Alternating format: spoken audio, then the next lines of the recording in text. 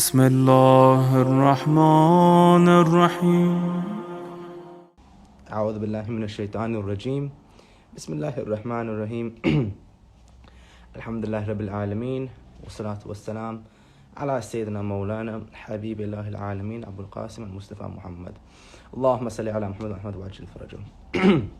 Assalamu alaikum to all of you. Welcome to today's podcast. Inshallah you are well. Sister Batool, I've just seen your request, so let me quickly accept it. Salam to those who are joining. I've lost my voice a little bit from the majalises yesterday, but inshallah with the du'as I'm still here. Inshallah. Assalamu alaikum with Abdullah. Assalamu alaikum. Ali, good to see you. Sister Batool, assalamu alaikum. Alaikum salam. Hope you're well. I'm good, thanks. How are you doing? Can you hear me okay? I can hear you. Okay, there's a few glitches, but I think if you speak again, maybe. Yeah, I'm okay. I think there's a little bit of a delay between us, I think. But we're good, I think. Yeah, it just you speak and then I can hear you later, but I think it's a bit lagged, but it should be fine. Inshallah. How are you keeping? How's Shahr Ramadan been for you? How's your family? Alhamdulillah, good. It's been quite intense this year. It's the first year that I'm actually like working in the corporate world. So I'm experiencing like the heavy hours of waking up super early and coming home super late. So it's, I guess, if someone takes their metric of spirituality in terms of sitting at home, praying, reading Quran, I haven't been doing that as much as I did in previous years. But I'm seeing it as doing something which I consider is a greater jihad, which is literally staying up the hours of Ramadan working. It's harder when fasting in the heat. Yeah, it's much harder when you have to wake up in the morning. I didn't know you turned over to the dark side either in the corporate world. MashaAllah. Good luck with everything. Oh, tell me about it. But alhamdulillah, I feel I need to be here, you know, when you have that feeling. Yeah. I hope it's been well for you as well. You know that thing we discussed in another podcast about finding your purpose, and it's like, you know, when you find your calling where you have to be, nothing in the world will take you away from it. But people spend their whole lives looking for that feeling of belonging, and they don't find it. And I think that's one of the issues we have right now. People That's very true. I would take getting out of one's comfort zone as also a metric and a yardstick in a way. You know, like I don't feel very, like I feel this like out of my comfort zone, if that makes sense. I feel very challenged in this kind of job. It's like an existentially out of my comfort zone. So I feel like that's a good thing. I shouldn't be comfortable, maybe. And anyone with a growth mindset, that little bit was just for you, inshallah, to keep you going. Who's living with that. So let me just move the curtain because I can see that there's a glare coming in, and then we'll get going. Yeah, let me move it. Sure. Okay, that made no difference. 1 minute.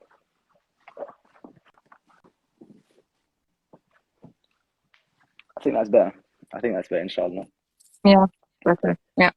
Very, very good. Alhamdulillah. Thanks so much for coming on, by the way. I know, you know, these podcasts, like, we have time. We're busy doing things, ours especially. So, alhamdulillah, you know, God made it work. So thank you as well for accepting. My absolute pleasure. This is a priority for me, especially this kind of topic. It's important. It's so important. You know, when I was putting the series together for Shahr Ramadan, I was thinking, you know, we should be going live every night. But some nights have certain themes, naturally.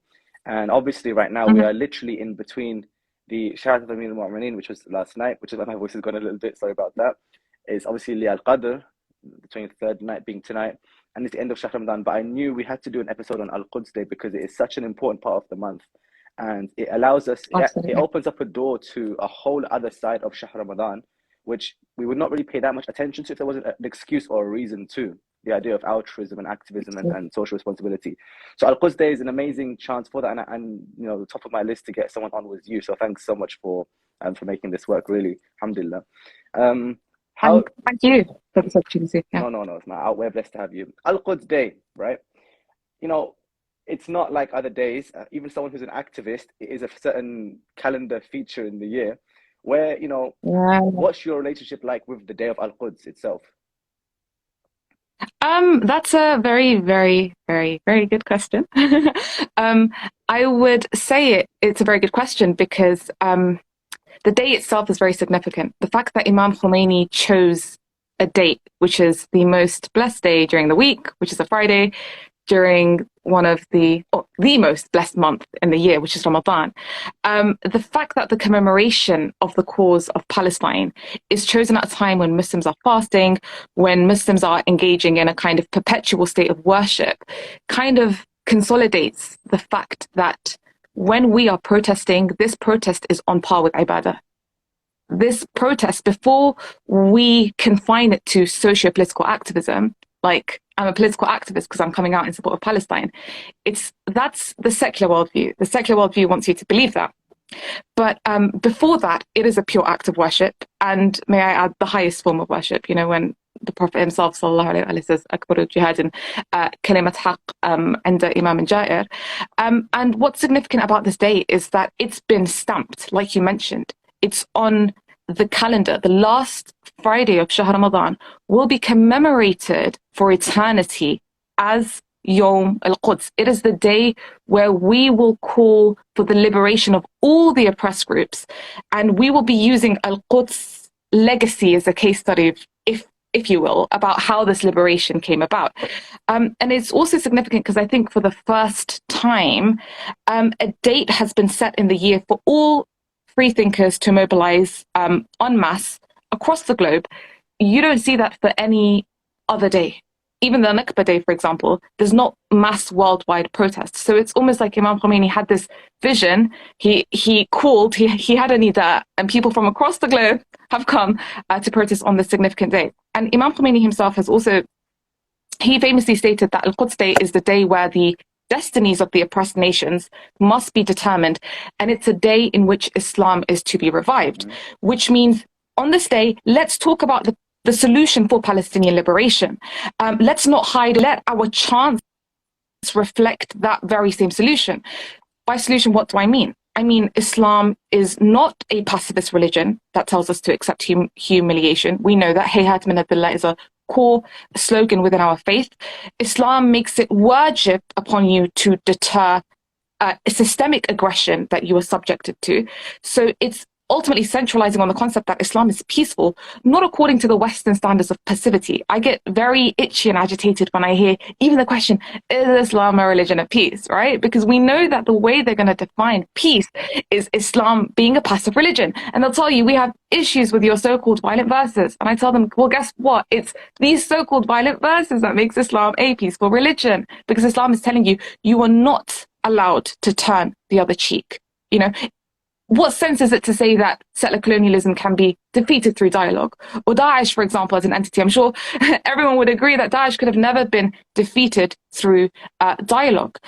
So it's important that on this day, we discuss core concepts like how armed struggle and armed liberation is not just a means to liberating Palestine, or that Palestine should be liberated by any means necessary. It's actually, that's the only solution to doing that. So we have, in this sense, a wajib responsibility to not only speak about the mustadaf. There's two pieces to the puzzle here. It's like la ilaha illallah. It's so easy to attach yourself to God. To negate other than God, it's not very easy. To criticize the systems of the Tawaghit, to call them out, is the more difficult piece of the puzzle. And, you know, it is quite unfortunate sometimes, especially in this past year or two, I have been feeling like gradually over time, when I do go to marches, when I do go to protests, when I do hear chants, it's like they'll say the 1, 2, 3, 4 occupation no more, but they won't say the 5, 6, 7, 8 Israel is a terrorist state. I said, yeah, you have to call it what it is if you are interested in the solution. If you're just going to sit there and say, you know, Palestine needs to be liberated, like Britain needs to sanction Israel, you know, America needs to sanction Israel. Why would they sanction Israel? Like, we're here because of them. Like, you sitting there and demanding it's not going to do anything. There needs to be a change, a shift in the balance of forces on the ground, tangibly, that will force the change. If you sit there demanding, they're not going to give you that. You have to impose that change. You have to basically cause injury to their very same interests, to the point where they will feel like, to the point where America will feel like, do you know what? Israel's becoming an unbearable burden on my back. I'm going to forego Israel. Because at the end of the day, it's not the reason that America is funding Israel and sustaining Israel is not out of a moral accord. It's not because it wants to realize the Zionist dream. It's no, there's a meeting point in the interests between the Zionists and the imperialists, which is the reason that they're facilitating that. So the whole point of armed struggle and armed resistance is it's a deterrent measure. Right? It's on the defensive. It's we're being occupied. We're repelling that. And, you know, South Lebanon is a chilling case study of how this was achieved by men, few men, who had few capabilities, few capacities, to the extent, but it was the conviction in God which caused liberation. I mean, not many people know, for example, that Abbas al-Musawi, who was the former head of the resistance in Lebanon, he very famously stated, Israel saqatat. He said, Israel has fallen. Now, he said this during the early 90s, right? When Israel was in its military might, when the resistance in Lebanon barely had anything, right? Like, he would be hiding from car to car, for example, to escape the assassination attempts.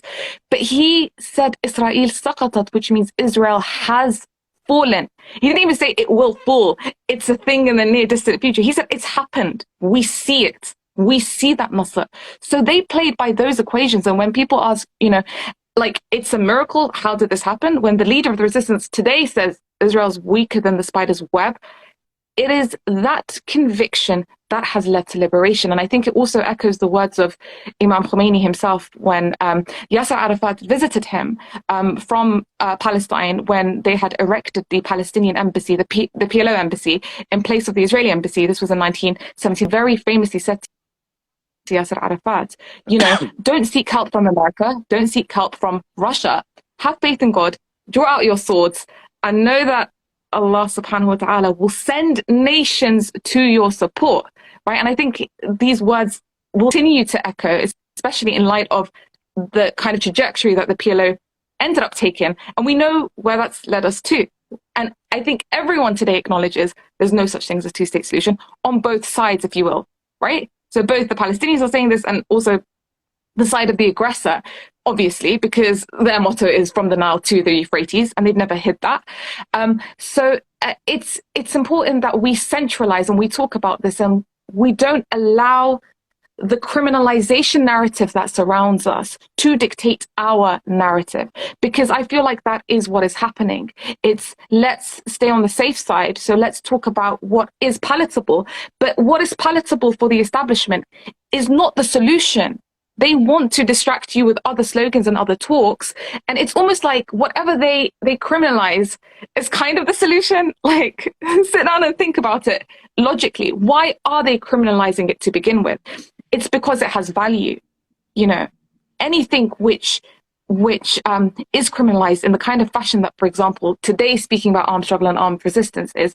And by the way, if we're looking at it from a legal framework, like the UN, it concedes to the fact that any occupied people have the right to armed struggle. And it literally states by any means.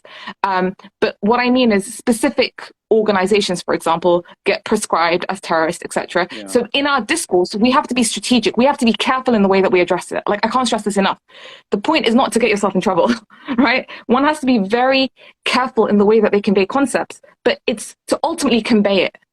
That's the key point here, is to convey it. It's to not shy away from it and not to hide under pretense slogans. So I think the last thing that I'll say about this is that Imam Khomeini stressed that Yom Al-Quds is a day in which it is required to join. Imam Khomeini made it incumbent. So from that perspective, it's almost a wajib shari. He also centralized the Palestinian cause. And this is something which is significant, because the Palestinian cause, it's the one cause where all Muslims, if you like, can rally and unite behind this cause. Al-Aqsa is the third holiest site for the Muslims. It's the first qibla of the Muslims. It's where the Mi'raj of the Prophet ﷺ happened. It's where, the scent of Muhammad wa Ali Muhammad lingers. We know the Hujjah will do the Hur in this land and will come out with Al-Masih.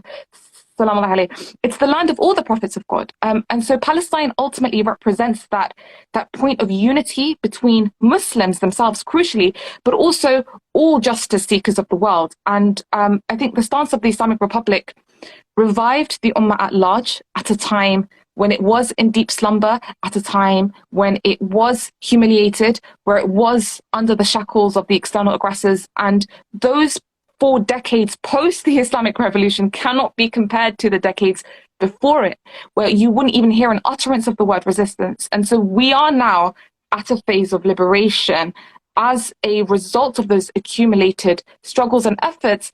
But ultimately, Al-Quds represents the need for the entire world to recognize the cause of Palestine as their own cause, to make it their own problem, and to centralize it as being that kind of focal point, which, by the way, the enemies of Islam hate. They hate the fact that Palestine is a point of unity between, for example, Sunnis and Shias. And they try to cause that tafriq. They try to kind of cause shaq al-saf, to come in the middle of us and to cause that inshiqaq. And like, Brother Abbas, like, you'd be surprised by even some of the messages that sometimes I get from people telling me, why don't you, for example, prioritize Shia oppression, right? They use this kind of language. Like, why don't you prioritize it? And I was like, do you even realize what you're saying? Like, even when you say the word Shia oppression, do you realize that you've mistaken a political fight for a sectarian fight? The reason Shias are targeted, for example, is not because they are Shias per se. It's not like Britain and America cares about whether you're Sunni or Shia. Like, they blocked up Julian Assange, right, in Belmarsh prison in the worst conditions, and he's an atheist, right? It's all about hitting that line of resistance, which they have identified is spearheaded by the Islamic Republic of Iran, which is a Shia nation, which has a Shia tone, which is why, for example, they put Al-Khalifa, which is a systemic, despotic tool of the West, they put it in a place like Bahrain so that they can cause that strife between the host population, who are majority Shias, and those in power. It's why they create entities like Daesh, who they give a sectarian cover. Like, they know that Daesh is the best candidate to fight the version of Islam that's a threat to them. And that version of Islam happens to be Shia, if you will. Like, when we talk about the Muhammadan Islam that was revived, it so happens to be Shia. If a Sunni group was to come out and to have those same radical views, they would be targeted in the same way. So it's not because of the faith per se, it's that resistance element that they want to curb. So, like, I'm raising this up because even when we talk about, like, the concept of Shia oppression, I feel like there is a misunderstanding as to truly why what is happening is happening. Well, that discourse is a very, that's a different discussion altogether. They should not be mixed together. I think the Shia oppression we have going, except in locating the systemic forces of these issues, which happens coincidentally to be the same thing, it's not the same. It's not the same discourse. Here's what I really like about the point that you just made. And by the way, to those listening, this is exactly why we need Sister Batool. So please follow her and follow her work, inshallah. The point was, we derive these responsibilities from our own religiosity. That was the point that I think that Imam Khomeini is making when he speaks to Arafat. Even his letter to Gorbachev, that's the point he's making. And consistently, the revolution itself comes from a place of ma'arifah. It does not really come from political discourse or political analysis. It comes from a place of religiosity and a connection to God. And I think we need to make sure that, like you're mentioning, our decisions are motivated by a genuine insight into what it is Ramadan, and this is Ibadah, and that is the framework from where we come to Al-Quds Day. Now, obviously, like you mentioned, others come for different reasons because they have different traditions and religions, and this is almost like a unifying place for them. I wanted to ask you this about, because by the way, you just mentioned like 15 things I want to ask you 15 more questions about. So let's do it systematically. This idea Let's brace this. No, I want to give you a break as well because you're going for a while. This idea that, this is ibadat. Let's ponder on this for a second. There are some people for whom their religious responsibility is confined to the zahiran salat that they do,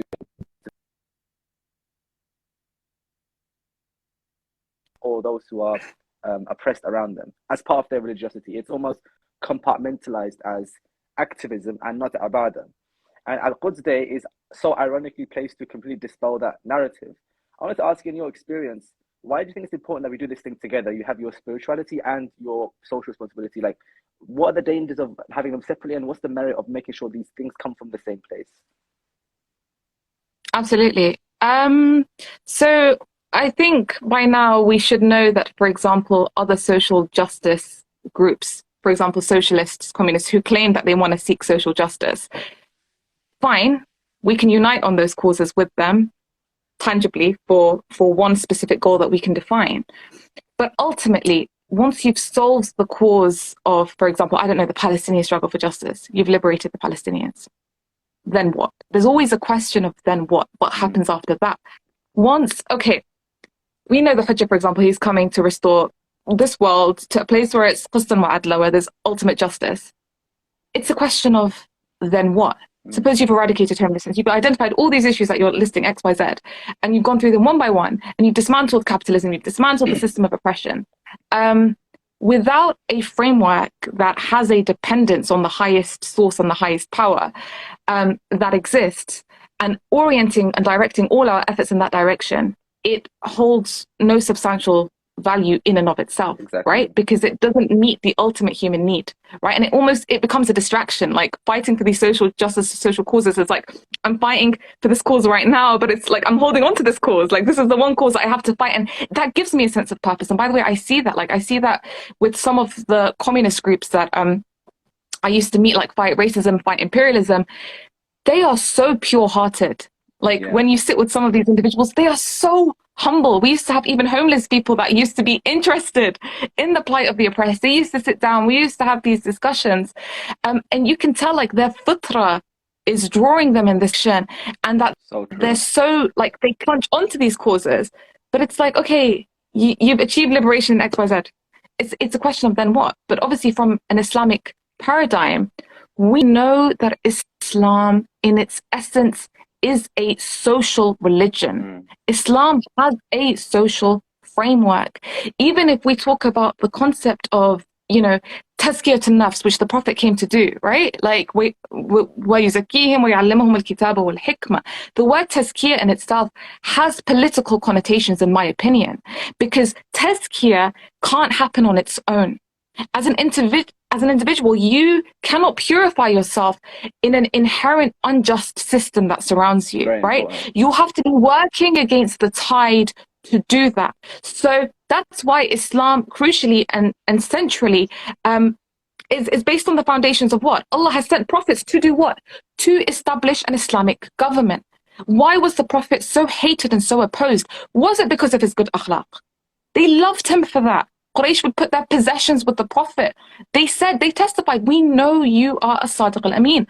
That's not the issue. The contention that I don't have with you is the makarim al-akhlaq aspect. It's the makarim al-akhlaq that translates in the social sense.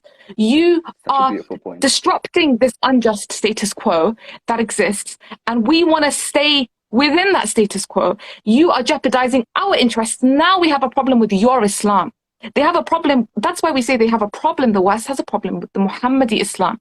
That's why even Imam Khomeini gave it Islam in Ama Muhammadi. He gave it that title, the pure, untainted Islam, which others might call it the controversial Islam, right? Because it ruffs a few feathers. Well, guess what? That's the whole point. It's so interesting. Islah means to go back. It means to go back or to return to the origin.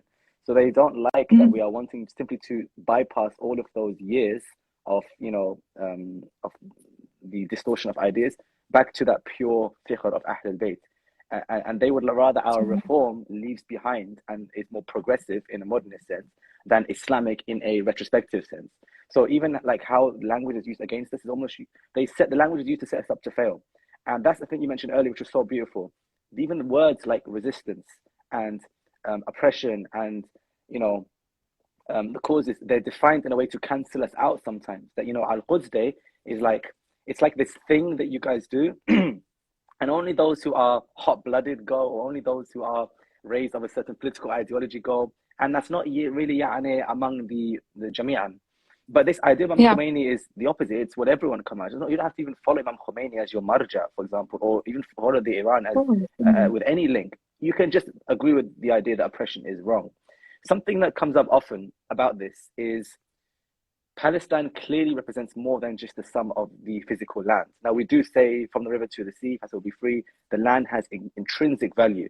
But over time, it's come to mean much more than just that piece of land. This is a location of the battle of ideologies and maybe the last resistance of an entire Muslim heartland from imperialist control. How do you discuss Palestine in a way to people where they understand this is not just about this amount of kilometers, it's about something much larger, when all they're seeing is a piece of land that's being fought over? Absolutely. Do you know why I think this is an important question? Because a lot of the times what I see is even the Palestinian struggle, parallels get drawn with other struggles that are happening across the globe, and Palestine becomes another struggle that's added to the list and isn't singled out. Like, it isn't given its own kind of space, its own kind of karama. And I think this is very, very crucial. And it also points to the fact that there's maybe a lack of awareness as to just the magnitude of the oppression that happened in Palestine, which is so layered. Like there are so many layers to this oppression. So the first layer that, for example, we've described is the fact that this is happening in an ard that's mubarakah, in an ard that's muqaddasa, alladhi barakna hawlahu, which the Quran speaks about. The Quran even alludes to Bani Israel again and again, like specifically in Surah Al-Isra, like it even prophesizes the victory. وَلْيَدْخُلُ الْمَسْجِدَ كَمَا دَخَلُوهُ أَوَّلَ مَرَّةٍ وَلْيَتَبِّرُوا مَا عَلَوْا تَتْبِيرًا. Like the Quran, it specifies the وعد الأول والوعد الآخر, and it even says فَإِذَا جَاءَ وَعْدُ الْآخِرَةِ جِئْنَا بِكُمْ لَفِيفًا. Like it says that towards the end of the Quran. And even the Arabic word like lafifa, like to roll, to almost wrap something up. Like we've taken you from all across the globes, O Bani Israel, right? You could argue the Zionist entity today is a reincarnation of literally Israel in terms of how the Quran condemns them and how they're described. But like this is very important, is to understand, okay, the sacred nature of this land, it's not any other land, but also the nature of the perpetrating entities in terms of how they conspired to uproot the Palestinian people. Enough. It's the whole world came together. I would say, even to the extent that what happened in history with the Native Americans in 1492, when you had European settlers who went and colonized what now we call America. It was Hispaniola at that time. They were meant to obviously sail eastwards towards India, but then they end up going westwards, and then they called them the West Indies, right? They didn't conspire to uproot the people of that land. They ended up on this land. They saw some people there, and they're like, do you know what? It would be a good idea to set up some kind of trade route. Let's make use of this land. Let's inhabit this land. Let's bring slaves, etc., etc. But in the Palestinian case, not many people, for example, know. And there's a really good book in this regards. Ilan Pape's book is called The Ethnic Cleansing of Palestine. He details the ethnic cleansing operation that happened before 1948. So all the way from like the 1880s, how the World Zionist Organization was set up, the JNF was set up, the Jewish National Fund, to actually purchase land, how Israeli spies, like Mossad at that time, it took different forms like the Irgun, Stern, Haganah, all these terrorist groups, how they would infiltrate, they would dress up as literal Arabs, and they would go into the land, and they'll take advantage of the beautiful hospitality of these Muslims and these Arabs. Sorry. Yeah. You know? Sorry, I just received a call. No, that's cool. You're with us, inshallah. Okay, yeah. So they took advantage of the hospitality. Native Americans, just in case, just so you know, you're mid-flow Native Americans, and you just reached to forms of settlers acquiring property in devious ways. That's where you are at, just in case. Yeah. No, I'm aware. Apologies. Yeah. And so the crucial point here is Britain lied. Like Britain lied in the Sykes-Picot Agreement in order to capture Palestine, to give it to the Jews. We mentioned not because they care about the Jews, but because it represents a compromise in their interests. And then post 1948, America took that role that Britain resumed, right? But also the Nakba itself, it was an easy operation. Why was it an easy operation? Because they had every single detail of every Palestinian that was inhabiting the land. Let's pause here for a second. Of 1948. The Nakba, I think, deserves its own analysis. So it's come up a few times in our discussions. Sorry. Yeah. I think people know that this moment was being prepared for by the oppressors. It was a strategy being implemented. And looking back, they know that the 1948 was a very critical time. But it might be hard for them to link what happened then with the Al-Quds Day itself. Could you maybe tell us a little bit about, I mean, you don't have to list all of the numbers of villages, I know, but could you tell us what the Nakba was? And maybe link that a little bit to why Al-Quds Day is a reminder of that moment, which would otherwise have been forgotten. I think it's a really important thing we should discuss. Okay, so there are many layers to this question. Okay, I think the first thing is the Nakba in Arabic means catastrophe. I think it's kind of like the minimalist word that you can use to describe what happened in 1948. I was just mentioning prior to your question that the Zionist organizations, they began to form networks within what we know as occupied Palestine today, throughout the whole of historic Palestine. And this was under the British mandate. So Britain had full mandate over Palestine. In 1948, Britain handed that mandate over to an institution that was created fresh after World War II called the UN. It's very important that we say this, that the UN is not this holy book. It's not it doesn't take morality as its yardstick. No, in fact, who spearheads the UN? Like, you have the Security Council made up of who? Made up of Britain, made up of America. of America made up, of Germany made up, of France made up, right? We can't go there. I did a whole thesis on the resolutions of the Iraq War and how they were unjust. And if you start this, I'm going to go off on one. So let's not go through the efficacy of UN resolutions, please. No. I don't mean to go into the efficacy of it, but I'm just like speaking about the fact that it was so inherently and innately unjust. But so the point is, the Nakba happened in 1948, and this land was handed over. So the land of Palestine, 55% of this land was handed over to the settlers. It was recognized internationally.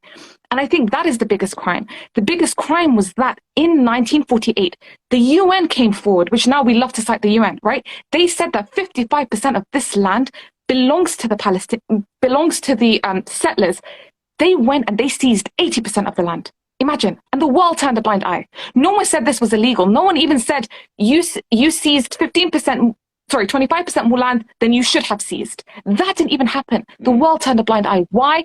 Because the whole point was we need enough land to represent our interests in this strategic location. In terms of villages, it was about 550 villages that were completely decimated to the ground.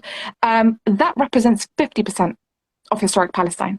Now, when you talk about villages or you talk about numbers, like some people say it was about 700,000 to 1 million Palestinians who were forcefully expelled, do we realize that was 80% of the Palestinian population at that time? Like the moment that you put percentages to these figures, it becomes a whole new ballgame, right? Absolutely. Like these Palestinians, either they had two options. Either the ones fighting for the liberation of their land were killed on the spot. And Ilan Pape, actually, in his book, he details how the systemic ethnic cleansing operation happened. They would come with literal bags that they would put on the Palestinians, who they would identify, because they had village directories, they knew the topography of each land, they knew how many people were living in each house, the languages that they spoke, whether any of them participated in the Great Arab Revolt. Mm-hmm. They had all of that information. And so anyone that they knew had a history of resistance was just gunned. Like I was looking at manuscripts on the Nakba, on the villages which were eradicated. I read there were a few Shi'i villages too. People always say, why are there no Shi'as in Palestine, all this stuff. I read that there was a small community in Palestine too, which now was literally no longer exists now, like no trace of it anymore. And there's a list of the names of the heads of those tribes in that document. It shows, firstly, why a Shia should not rest on that excuse that, oh, they're not Shia, we've not been raised like that. But secondly, the level of data they have done to research us and find out who is more likely to cause resistance, who's more likely to not be able to. Absolutely.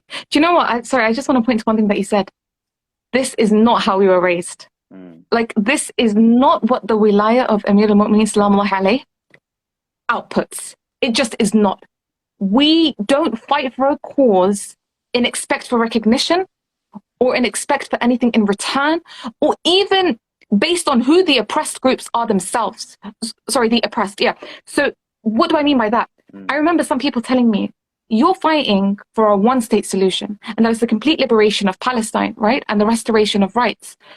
But you know that Yasser Arafat went and shook hands with the Israelis. So who are you to come and to supersede and to override what the Palestinians want? I'm saying what I'm talking about is enacting justice. I have no contention even with what they want. I'm saying that is the solution. If we care about justice, justice has many different layers. The first layer is to acknowledge the injustice that has happened. The second is to reverse that injustice, dismantle that source of oppression. Once you've dismantled it, guarantee Palestinians the right to return. Once you've guaranteed them the right to return, there needs to be reparations and compensations.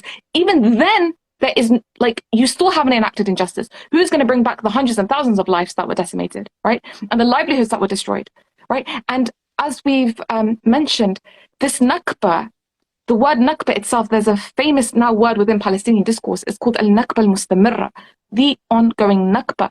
Because if we understand the nature of the savagery of the Zionist regime, it never wanted to settle for even 80% of that land, right?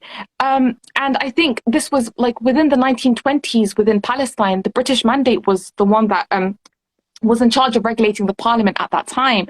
And the Zionists made it very clear that we didn't even want it. So the Zionists at that time, I think they were literally maybe less than 10% of the population. They were 9%, I think. They made it clear that we don't even want a 50-50 arrangement. That is how bold they were. This was in the 1920s. They're like, we don't want a 50-50 arrangement. And then the Palestinians, I think they conceded to that at one point. Unfortunately, right? Again, it's not even the strength of the enemy. It's sometimes the weakness of the oppressed themselves. Yeah, It's this the is weakness why, of some of the sorry, to interrupt you, stances. like, this is Yeah, exactly why yeah, the numbers at Al-Quds matter, because the numbers were so low at the time of the Nakba. And like, they're probably every person who comes out, or not even just comes out, who takes part somehow. It could be if you can't travel or whatever, and you are on social media, which is the digital resistance, wherever you are directly speaking for those whose voice was taken away from them. And I think that level of empathy that we should be showing is far. It's far, definitely. Something to say to showing, by the way. This point you mentioned about other people joining in. I want to mention two things. One thing, the Palestinian resistance movement itself is its own entity, obviously, and it has gone through so many changes in strategy. And just because at some point there's 42 state, then one state, and then there's the idea of war, it had its own trajectory. We on the outside, who are maybe not ethnically Palestinian, have our own relation to the struggle. And it does not get in the way of theirs. They are building on their own idea. They have their own film and art to tell their stories. And we are speaking from places of other impulses where it's not our land per se, but it is our concern. I think one example of this is something I've seen, when I work with refugees and this idea of the Nakba continuing. I remember we have refugees from all sorts of places, but when there's someone from Palestine, there was a kind of reverence from the other Muslims for where they have come from. They're all wanting the same thing: asylum, escaping difficult countries. Whether they were Algerian or Iraqi, I noticed, or Afghanistan. If they saw someone from Palestine, there was a kind of quiet respect for what they have been through, and that somehow translated to those people in particular. Have you seen the beauty of the Palestinian community today in other countries, and how, in many cases, it's very hard to keep up the fight? But when they do, we often see the beauty of hope in people who are so far from their home. It's a very, very true point that you make. I haven't seen anything like Palestinians and Palestinian steadfastness. So I'm from Lebanon. That's like my home country. And we have a large Palestinian population in Lebanon who live in the worst conditions. Like the Sabra and Shatila camps are literally a 10-minute drive from where I live in the Dahia. And you see the conditions that they live in, but they will hold their keys and they will tell you haqqul awda. Like, they have not allowed the enemy to hijack their right to their liberation in their land. Like, the enemy wishes, look, it's willing to pay money to people in Gaza, to people in West Bank, to people, those displaced in the 48 borders, for them to leave Palestine. Mm-hmm. But look, you see the heroic resistance of the people in Jenin, for example. You see the heroic resistance. They're willing to lay down their lives because this is their land. This is all they have. It's like, you've stripped me naked. I have nothing now. Like, all I have is this body to fight with. And I feel that resilience, especially in those who are refugees in the Arab countries, who I have come into contact with, is that in these countries, for example, even then, they are stripped and they're denied their rights as they should be treated. But in a way, subhanAllah, that's pushing them further towards their homeland. That's pushing them further towards realizing that, do you know what, I don't belong here. Like, this is not where I belong. I'm not content. I'm not satisfied. Like, there's a yearning to constantly go back.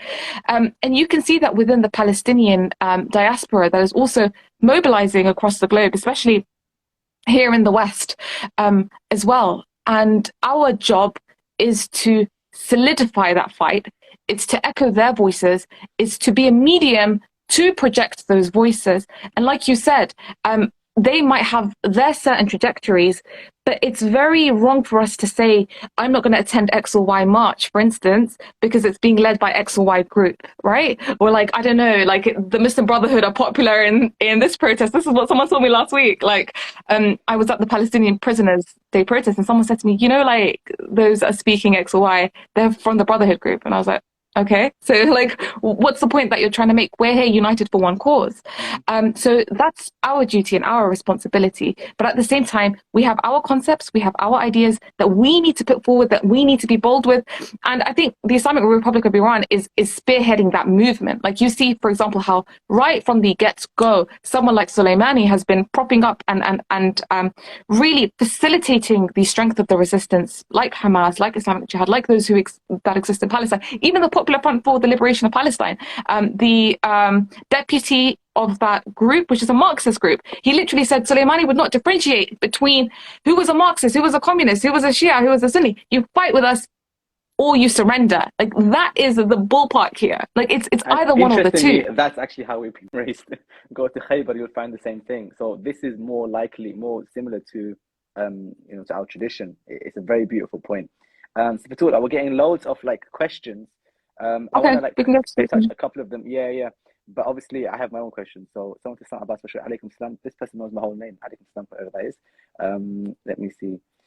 Brother Firas said we need to prosecute war criminals. What about prosecution? Can I address this one very quickly first before we go to Batool? Is that okay? Of course, please do. The issues with prosecution, why we've never had so much success, the International Criminal Court has certain processes which are about litigating against states.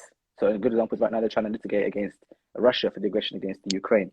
That process has an ombudsman who considers cases before they go to trial.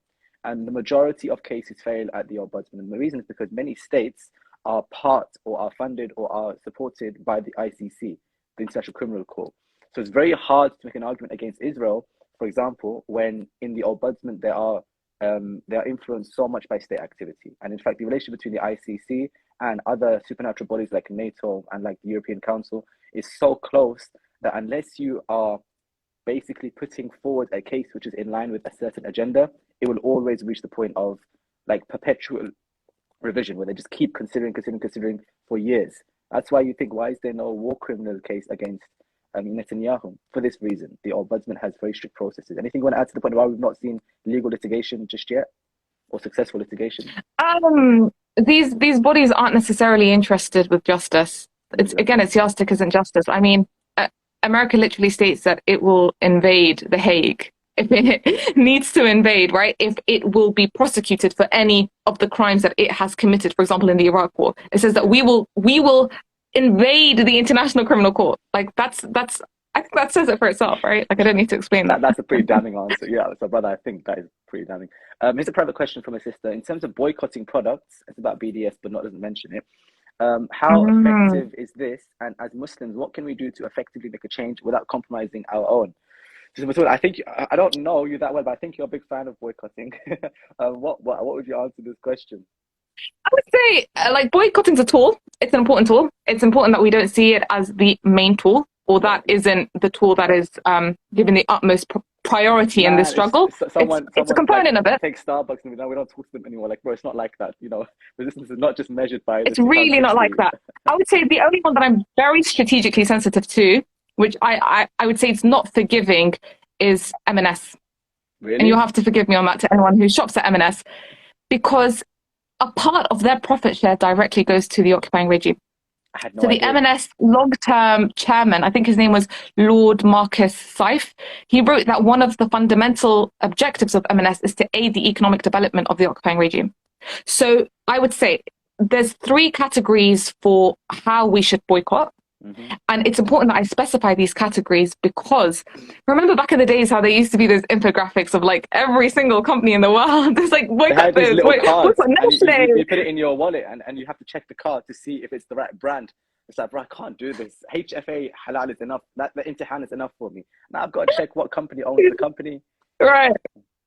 So things like Nestle, PepsiCo, and HP. This is what's M&S. M&S is a British supermarket chain. It's not right. It's Marks and Spencer's. Marks and Spencer's. I think their founders are Zionists, anyways. But so we need. I guess the point is here we need to know how to enact BDS strategically to prioritize where we want to fully boycott and where we need to draw the red lines. Anything else will become additional to that, right? Yeah. So the first type of BDS is any Israeli company.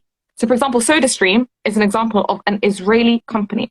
Now, an Israeli company can operate within occupied historic Palestine, or it can have bases elsewhere. So it could be an Israeli product that is made in Sweden, right? Just the fact that it comes from the Israeli company means that you need to boycott it. That's number one. The second one is any product made in Israel from a non-Israeli company that is operating in historic Palestine. So don't boycott all of Nestle because Nestle happens to operate in occupied historic Palestine. Boycott the Nestle that is made there. It doesn't make sense to boycott a company just because it has some trade with Israel when the international community recognizes Israel as a legitimate existence, if you see what I mean. Like, I don't think there's any company in the Western world that doesn't have some kind of ties in terms of selling its products in occupied historic Palestine or having bases there. So, for example, another example is HP. That's an American multinational company. It acquired HP Indigo division, if I remember correctly. That was founded by the occupying regime. So you don't boycott HP itself, but you boycott the division that was founded by the wrong state, which is what I call it, Israel. So those are the three examples, right? Any Israeli company, any non-Israeli company but has its products made in Israel, or companies which have a direct strategic relationship with Israel. And so, for example, another company would be L'Oreal. I think it gave $100,000 not long ago to the Israeli Weizmann Institute, which is responsible for supplying weapons to Israel. So, like, we need to be aware of these things. Like, these kinds of companies have strategic long-term interests. But then someone might also ask, what about those multinational companies that are acquiring Israeli companies? So, for example, you have SodaStream. SodaStream was acquired by PepsiCo. Do we then boycott PepsiCo because it acquired? Yeah. So the answer is, it might be recommended to stay away from companies that have shares in Israeli companies, but it's only mandatory to boycott the Israeli products themselves. SodaStream belongs to PepsiCo, but PepsiCo doesn't belong to SodaStream. PepsiCo doesn't belong to Israel, if that makes sense. But it's vice versa. So understanding that prioritization, I think, is important when we talk about the tool, which is boycott. And it takes, okay, I have to make a very important point here. It takes more than just products. Boycott, divestment, and sanction means if we see Zionists infiltrating our Muslim spaces, whether it's at university, whether it's at a mosque, whether it's at an Islamic institution, there's something called cultural boycott. They are not welcome in our spaces except in one condition. If you want to come and discuss with me Zionist savagery so that I can shut down all your arguments, I'm happy to do that. But if you're going to come to lecture the Muslim community about certain ideals and values, and you're going to give that a kind of interfaith cover, I'm sorry, why are we discussing values with someone who is promoting ethnic cleansing, who is publicly doing that? They have the upper hand, not us. By virtue of what? By virtue of the fact that the majority of Islamic centers, unfortunately today, are silent when it comes to the Palestinian issue. And a lot of that has to do with wanting to maintain certain ties. I think I'll probably just leave it there, but we need to be aware of that when we see it. That, I think, is a different. We need to call it out. Yeah, that's a discussion also about strategy as well. Because I think a lot of centers, in my experience, are also a little bit fearful of where the line is. I don't think there's that much lacking in the effect of Khomeini on their lives, but they don't know what stances they can take and not be reprimanded for it in charity commission, all sorts of things. But actually, there are answers to many of those issues. There are answers where you can be a functioning Islamic system center and support activism. You know, I'm in Birmingham right now, and they're arranging for buses. The mosques are arranging for buses to drive to Al-Quds and take everyone. Like, beautiful. When I go up north and wherever, they're always like, yeah, we'll see you at Al-Quds. Like, that's a thing. And the centers themselves are supporting this. So there are ways of doing it. And I wouldn't say the majority are silent on this. I'd say the majority are not strategic about this. And I think that's something which we need to work on. There's a very beautiful point here. It's not a question, which is all these nations and governments know Palestine is occupied, and it's still illegal, but no one made a real move except Imam Khomeini and his sons and daughters. It's a good point for a head of state to be that open against it. We've seen some amazing movements in South America, and in other countries too. But in the Muslim world, it's one of the strongest voices against oppression was Imam Khomeini, definitely. Do you want to comment on that one, or should I keep reading? Please keep reading. I've spoken enough. Question about Britain. No, Alhamdulillah, please speak more. Question by sister. Of course, Britain has a lot to do with this. As Muslims who live in Britain and proud to be British, how can we bring the states into accountability? Two quick things on this. Quickly, I asked a question to a Marja in Najaf once, and I asked, I don't mention her in it because, so I asked, like, I said to him, well, like, am I allowed to drink Pepsi and Coke and these things which they're saying that it's, it's not halal? And he said to me, like, you know, these glasses you're wearing, where did you get them from? These clothes, where did you get them from? You know, what taxes have you been paying? And I said, well, I come from the UK. And he said, well, exactly. Like, there's some things you're much bored on. Like, you're paying the state, and you're culpable in it because you live there. And as a result of this, you can't help it. Where you can make decisions, that's where, you know, these things happen. So my first thing to that point is, we are British and we live here and it's our home. And none of these stances will make us any less, you know, valid members of society over here. But we are allowed to speak our truths in this country as well. And that's where I think this comes in. Sister question, putting this to you, us being in Britain, do we have an additional responsibility, being in many ways in this of all countries, Shaitan Akbar and everything, to stand for Palestine here? Point. Yeah, sure. I think I'll make a point before I go straight into that. Okay, look, we live in this country, okay? It's important we don't make ourselves second-class citizens. Yeah.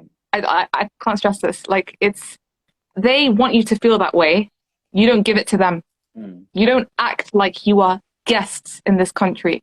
You don't act like you are a participant in this country, to the point where the social causes of the East matter and the causes of the West don't matter, because they are absolutely intertwined. There is one system of oppression, and that oppression has many tentacles, right? Very, very and so before I even talk about the question of like Palestine and our responsibility, I think, because we've spoken about this a lot, causes that affect the people of this country are our causes. They have to be our causes. When we attend a Black Lives Matter protest, it's not, I'm there, I'm holding, I don't know, a flag and a poster, and like, I want to show that I'm contributing, and this is, own it. This is your cause. Islam has something to say on this. Give it an Islamic title. Put the Islamic solution forward. Don't be afraid to join social justice movements that are not Islamic in their orientation, because you have something to say, as long as you know you're grounded, and as long as it's to project outwards, right? It becomes a responsibility. It becomes a social responsibility, let alone a cause like Palestine that we've just discussed the significance and the importance of it. And the fact, the fact that we live in Britain, it does add another factor. I mean, that's just another layer, if you will. But it doesn't take away the fact that someone else who doesn't live in Britain, for example, has less of a responsibility towards this cause. Do you see what I mean? Because as we've spoken about, we recognize the nature of this oppression in terms of how there is no other oppression where the world superpowers conspired in the way they conspired for Palestine. It was the United States that recognized Palestine, the Soviet Union that recognized, Israel, as soon as it came into existence. The whole world was like, yep. We agree with the ethnic cleansing of the Palestinians. It was like a checkbox. Each country, there wasn't a single country that rose up and resisted, except the neighboring countries, which were then defeated because of their weakness by Israel. That was propped up by the world. So it's important we have a grounded identity. We say things as they are. We're not guests in this country. I am a British citizen. I am a British Muslim, and I have something to say.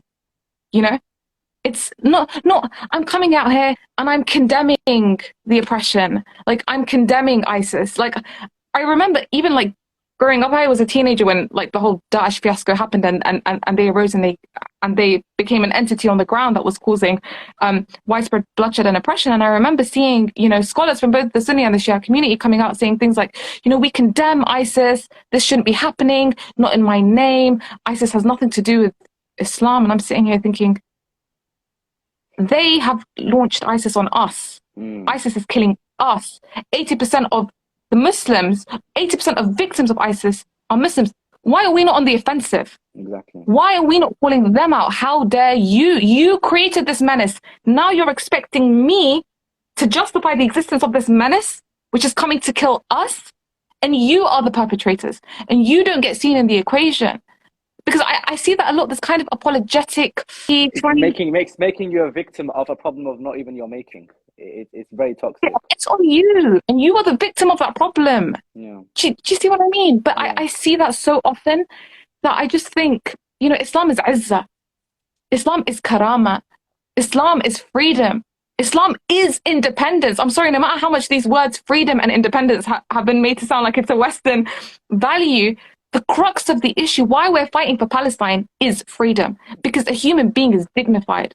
Allah created every human being with eyes. The value of our existence is the independence that we have. You strip away our independence, you shackle us to an external entity, we've lost our value as human beings. We might as well be dead. You know?